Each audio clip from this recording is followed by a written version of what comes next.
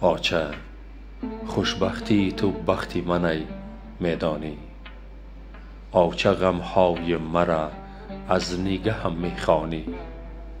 بری بالا بگذر آچه خوش گفتارم، آخر در خانه من دو روزک مهمانی.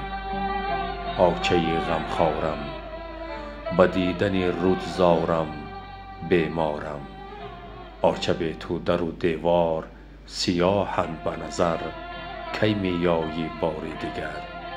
آچه گل پرور گلکارم به ره آمدنت دو دیده بیدارم.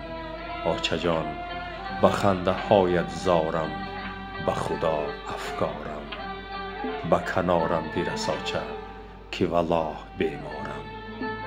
غم و دردی بی نهایت می دهند آزارم، هوش و گوشم به تو آچه به دعایت همه دم نیاز دارم. آچه آچه غمخوارم آچه خوش گفتارم، به غریبی هوس دیدن رویت دارم.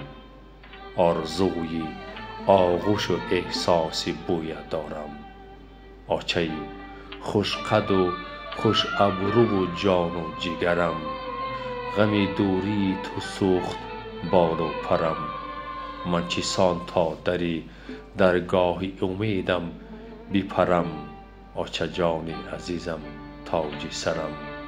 بستر سرد به تنهای عذاب است به سرم، بستر سرد به تنهای عذاب است به سرم. آه از دست رهی دور و الم بالای غم، همه چیز یک سو اگر آچه نباشی ببرم.